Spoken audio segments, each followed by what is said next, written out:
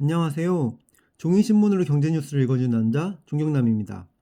오늘자 2024년 12월 17일 화요일 신문 리뷰를 해보도록 하겠습니다. 첫 뉴스는 한국 경제에 대한 내용인데요. 제목은 삼중 악재 덮쳤다. 수출기업 비명이라고 합니다.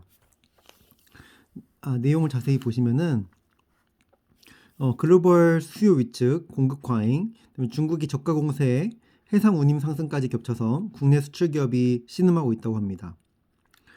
미국발 관세 인상을 앞두고 선제적으로 재고를 확보하려는 업체들이 물동량 급증 현상을 일으키고 있다고 합니다.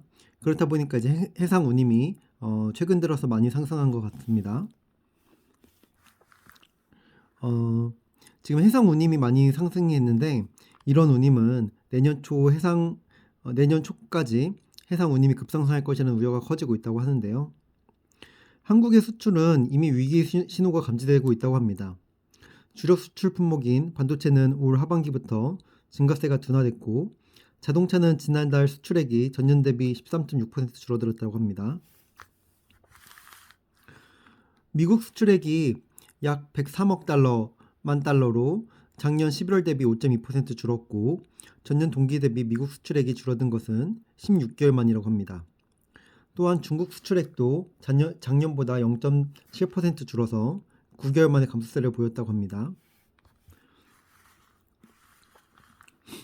전문가들은 중국발 공급 과잉이 더해서 내년에 이제 보편 관세 등 트럼프 2기 정부의 무역 장벽이 현실화되면은 수출에 본격적인 가시밭길이 될 것이라고 예고했다고 합니다. 어제자 신문에는 이제 내수 위기가 지금 한국에 찾아왔다고 이제 설명을 드리는 지면이었는데 오늘은 수출까지 안 좋다는 내용의 지면이었습니다. 수요가 위축되고 수출도 지금 우려가 많은 상황에서 한국 경제가 앞으로 어떻게 나아가야 될지에 대해서 좀 많은 우려가 있는 상황입니다. 네, 다음 뉴스로 가보겠습니다.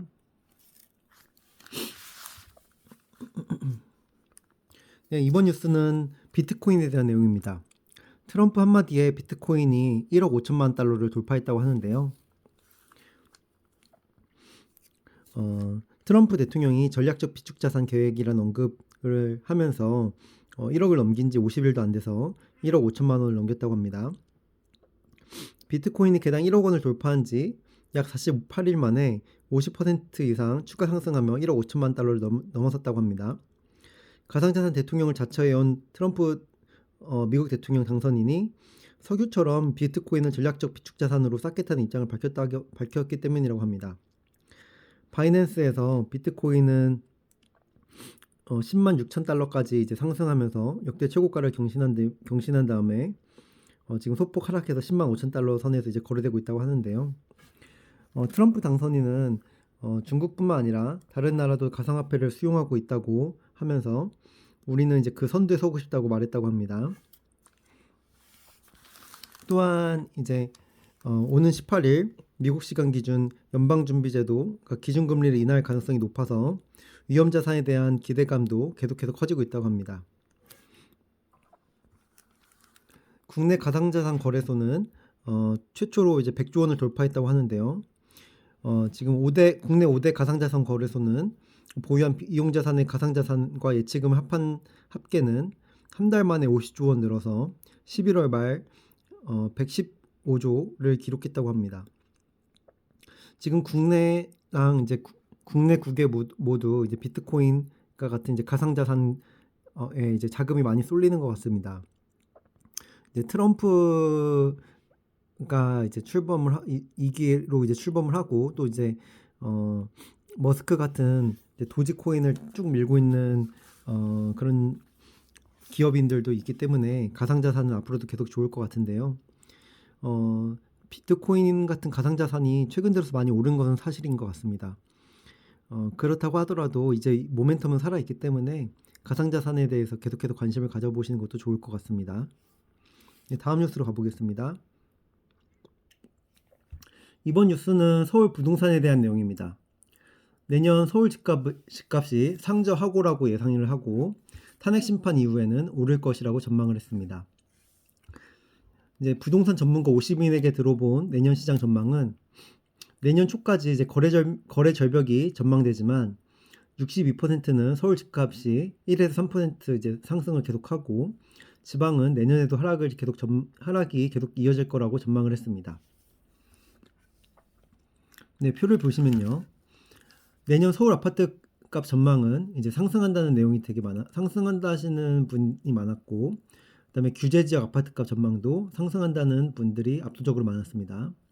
규제 지역은 이제 강남 3구 용산을 의미합니다. 반면에 내년 지방 아파트 값 전망은 하락을 전망하신 분들이 압도적으로 많았고요. 더불어서 가장 합리적인 무주택자 내 집 마련 방법으로는 분양가 상한제 적용된 주택을 청약하거나 기존 주택 매입, 경매를 통한 주택 매입 이렇게 세 가지 방법들을 제시해 주셨습니다. 네, 다음으로 가보겠습니다. 네, 이번에서는 이제 서울 전월세 값에 대한 전망인데요. 서울 전월세가 내년에도 이제 가파르게 오를 것이라고 하신 분이 92%에 달했습니다. 내년 서울 아파트값 내 전세시장 전망이 상승한다고 하신 분이 이제 92%였고요.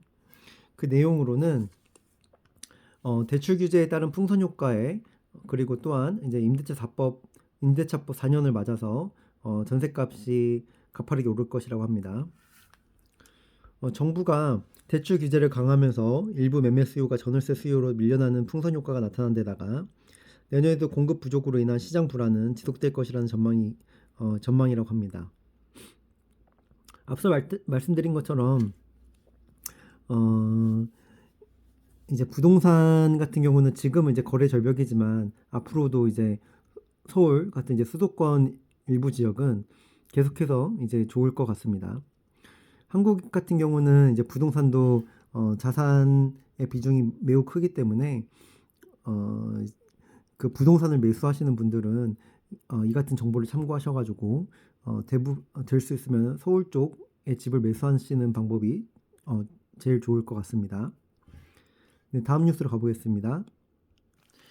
네, 이번 뉴스는 중소형 주에 대한 내용입니다. 중소형 주가 하락장에도 버틴다는 내용인데요. 네, 내용을 보시면은 윤석열 대통령에 대한 탄핵 소추안 가결 후에도 외국인들이 계속 빠져나가는 증시 상황이 계속됐다고 합니다. 반면에 상대적으로 외국인 투자 비중이 작은 중소형주가 더 나은 주가 방어력을 보여주고 있다고 합니다.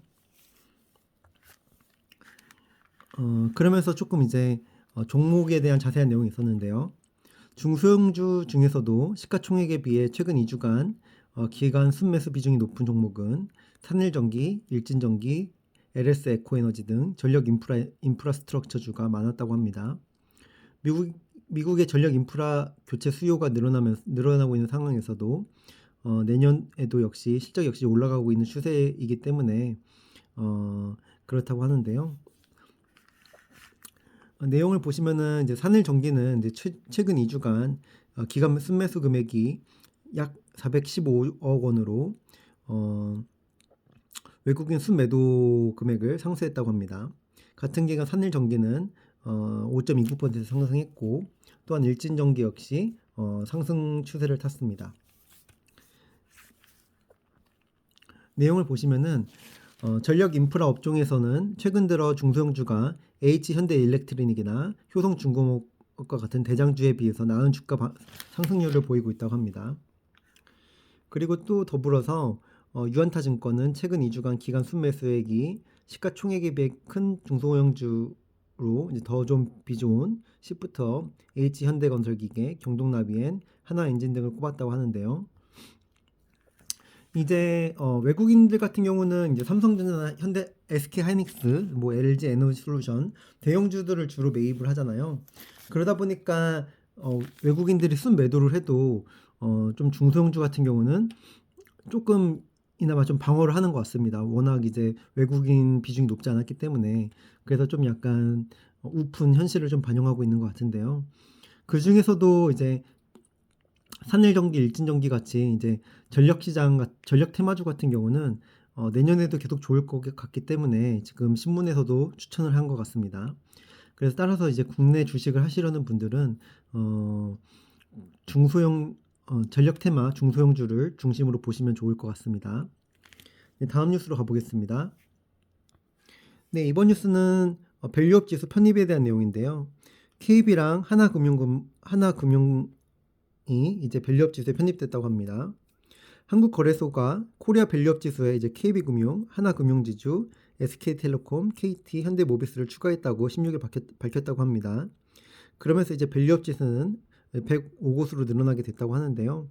KB금융이 초기 밸류업 지수에 포함이 되지 않으면서 조금 의구심을 많이 가졌는데 그나마 이제 이번에 포함이 돼서 조금 다행인 것 같습니다. 다음 뉴스로 가보겠습니다. 네, 이번 뉴스도 부동산에 대한 내용인데요. 제목은 영끌 못 버틴 부동산 11년 만에 경매가 최다라고 합니다. 부동산 임의 경매 개시 신청 건수가 2021년도에 비해서 거의 2배 가까이 늘었는데요. 올해 대출금을 제때 갚지 못해서 경매에 넘어간 아파트, 오피스텔 등 이제 부동산이 2013년 이후 11년 만에 최대치를 기록할 것으로 전망됐다고 합니다. 2014년에는 이제 14만 8천 건으로 지금 시점 이전에는 이 수치가 제일 최고였는데요. 내용을 보시면은 이제 부동산 가격 급등기에 대출로 집을 영끌 매입했다가 이자를 감당하지 못하는 이들이 작년부터 늘어나고 있고 또 이제 요즘에 주택 거래 절벽이 있다 보니까 매각에 실패한 아파트들이 경매 시장으로 넘어왔다고 합니다.